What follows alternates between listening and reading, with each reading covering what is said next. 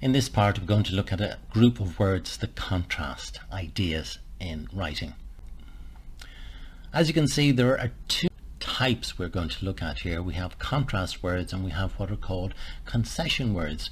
So what is the difference? They are quite similar, but what we can say is that contrast words allow us to look at differences between things, whereas concession expresses an idea that suggests it's the opposite idea of the main sentence. So they are similar in ways, but we can use them slightly differently.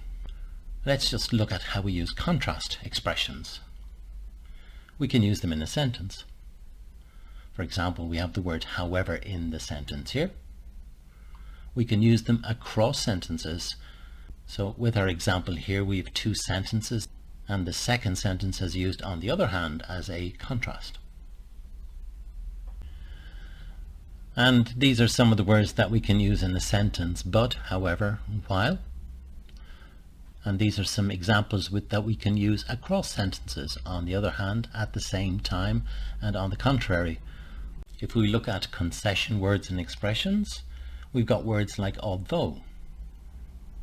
And again, a simple example here of the use of the word although. Another example is the word despite. And we can also use whereas as a contrast or concession idea. There are a number of other ways that we use concession. We can use it to propose alternatives. We can use it for balance, to show some kind of balance. We can also use it to try to persuade people. And finally, we can use it to offer an opinion. So let's look at some examples here. If we consider alternatives, we can see the example here where the word while is used. If we're looking at balance, in our second example, we have two sentences where the second sentence offers a type of balance to the first sentence, even though it is a contrast. In this example, the writer contrasts ideas, but they're trying to persuade people of the value of their argument. And of course, we can look at an opinion.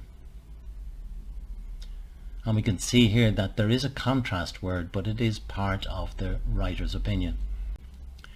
There are many ways to use these types of words, and we can see some examples here.